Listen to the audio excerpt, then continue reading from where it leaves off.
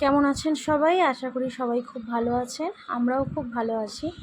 আজকের আমি আমার জীবনের একটা ভালো দিক আর একটা খারাপ দিক আপনাদের সাথে শেয়ার করতে চলেছি। 2018 অক্টোবর মাস, যেটা আমাদের কাছে শুরুর দিকটা খুবই ভালো ছিল, কারণ আমার হিয়া মা আমাদের জীবনে এসেছিল। সেটা আমাদের কাছে খুবই আনন্দের বিষয় ছিল। তো হিয়ামা বাড়ি আসার পরে, হিয়ামা হয়েছিল অক্টোবর মাসে মহালয়ার দুদিন আগে। তারপরে আমি বাড়ি আসি হসপিটাল থেকে। আমি তো আগেই বলেছিলাম যে আমার সিজার হয়েছিল ফার্স্ট বেবিতে, সেকেন্ড বেবিতেও সিজার। তো সিজার হয়েছিল, আমি বাড়ি আসি। বাড়ি আসার পরে আমি থাকি আমার মামার বাড়িতে। মামার বাড়িতে থাকতাম। সেই সময় হয়ে যায় আমাদের সাথে সেই না ভাবতে পারা সেই দুর্ঘটনা, যেখানে ভাসানের দিন, দুর্গাপুজোর ভাসানের দিন ওর বাবার হয়ে যায় খুব মারাত্মক একটা অ্যাক্সিডেন্ট। ওর বাবার একার হয়নি, ভাসানে যারা গিয়েছিল তাদের মধ্যে প্রচুর মানুষ আহত হয়েছিল। তবে আমার মনে হয় যে তাদের মধ্যে সবথেকে বেশি আহত ছিল আমার হাজব্যান্ড। কারণ ওর পিছনের কোমরের দুটো হাড্ডি ওর ভেঙে যায় এবং পেটের মধ্যে রড ঢুকে যায়, যেটা জন্য পুরো 1-1.5 মাস ওকে হসপিটালেই কাটাতে হয়েছিল। আমার মেয়ে তখন সবে 15 দিনের। আমার মেয়েকে নিয়ে আমি মামার বাড়িতেই থাকি। তারপর ও যখন 1.5 মাস পরে বাড়ি আসে, তখন আমি ওকে নিয়ে বাড়ি আসি আমার মেয়েকে নিয়ে। আমার হাজব্যান্ড যখন বাড়ি আসে 1.5 মাস পরে হসপিটাল থেকে, তখন আমি আমার মেয়েকে নিয়ে আমি বাড়ি আসি আমার হাজব্যান্ডের বাড়িতে, বা বলতে পারেন আমার শ্বশুর বাড়িতে। তো এই দিনগুলো আমাদের কাছে খুবই কষ্টের গিয়েছে, কারণ ও প্রায় একটা বছর ও বিছানা ছেড়ে উঠতে পারিনি। আমার সেই সময় আমার মেয়ে ছোট, মেয়ে 1.5 মাসের। আমার হাজব্যান্ড উঠতে পারতো না। আমার হাজব্যান্ড শয্যাশায়ী ছিল। ও বিছানাতে প্রায় অনেকগুলো দিনই টয়লেট করেছিল, পটি করেছিল। তো সেসব কথা না বলাটাই ভালো।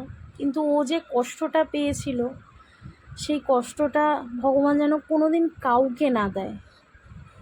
আমি ভগবানের কাছে এটাই প্রার্থনা করি।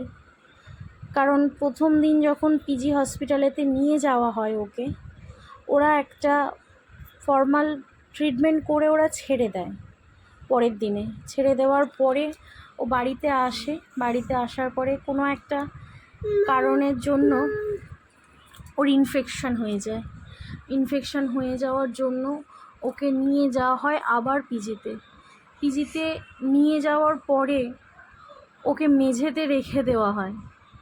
মেঝেতে রেখে ওই পেট কাটা অবস্থায় মেঝেতে রেখে দেওয়া হয়, যার ফলে ওর আরও বেশি ইনফেকশন ছড়িয়ে পড়ে এবং ও আরও বেশি অসুস্থ হতে শুরু করে। তারপরে আমরা ওকে বের করে নিয়ে এসে সিএমআরআইতে রাখা হয়। সিএমআরআইতে ভর্তি করিয়ে, ওর মেডিক্লেম থাকার জন্য ভর্তি করিয়ে ওকে 4 বার ওটি করা হয়। কিছু খেতে পারতো না, 15 দিনের বেশি কিছু খেতে পারিনি। কন্টিনিউ শুধু বমি করে গিয়েছে, কারণ প্রচুর হাই ডোজের ওকে অ্যান্টিবায়োটিক দেওয়া হচ্ছিল। আমি সব থেকে আমার কষ্টের জায়গা যে আমি সেই সময় ওর পাশে থাকতে পারিনি।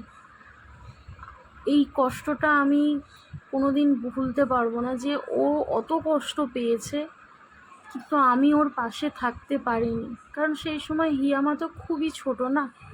আমি হিয়ামাকে রেখে দিয়ে আমি কি করে যাব ওর কাছে? আর আমারও তো তখন সবে সিজার হয়েছে। আমিও সেই সময়, আর আমাকে কেউ নিয়ে যাবার মতনও ছিল না ওর কাছে।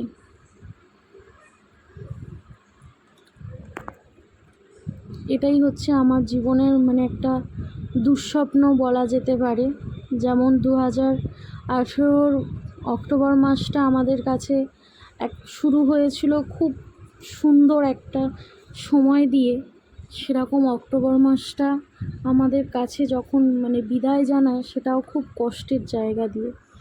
মানে সেই কষ্টটা, সেই যন্ত্রণাটা আমি কোনো দিনই ভুলতে পারবো না, কারণ এটা ভোলার মতন জিনিসও নয়।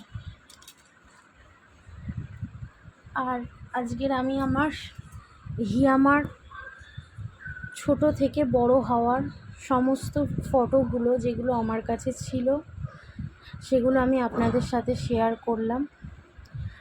কেমন লাগলো আপনারা প্লিজ আমাকে জানাবেন। আমার ছোট্ট সোনামা, আমাদের অনেক আদরের। এই যে ফটোটা দেখছেন, এটা আমার হৃদয় সোনার পুজো দিতে যাওয়ার, হৃদয় সোনা হবার পরে পুজো দিতে যাওয়ার ফটো। এটা একটা বিয়ে বাড়ির ফটো। এটা আমরা একটু ঘুরতে গিয়েছিলাম একদিন প্রিন্সেপ ঘাটে, তার ফটো। আমার হিয়ামাকে রাধারানী সাজিয়েছিলাম, তার ফটো। দুর্গা মা সাজিয়েছিলাম, তার ফটো।